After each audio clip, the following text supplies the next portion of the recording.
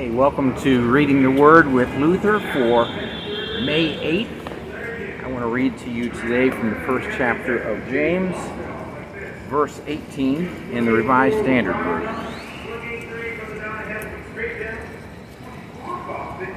Of his own will he brought us forth by the word of truth, that we should be a kind of first fruits of his creatures.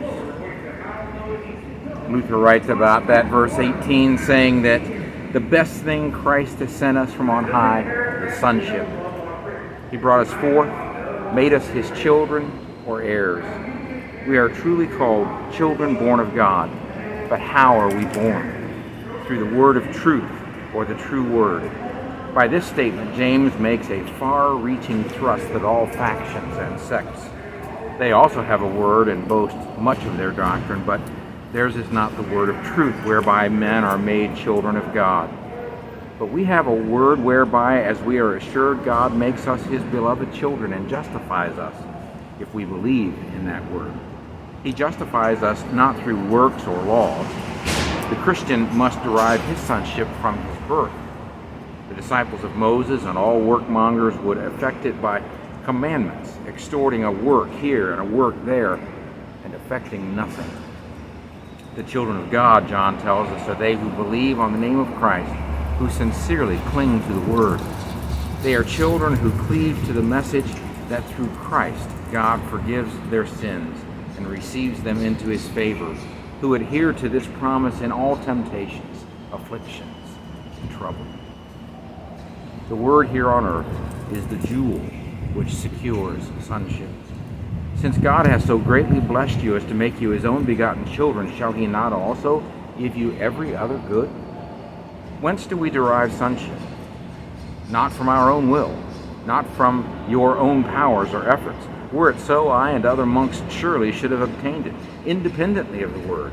It would have been ours through the numerous works we performed in our monastic life. It is secured, says James, of his will.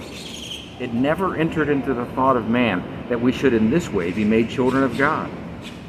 The idea did not grow up in our gardens. It did not spring up in our wells. It came down from above, from the Father of lights, by word and spirit revealed to us and given into our hearts through the agency of the apostles and their successors, by whom the word has been transmitted to us. Hence, we did not secure it by our efforts and merits. Of his fatherly will and good pleasure was it conferred upon us. Of pure grace and mercy he gave it.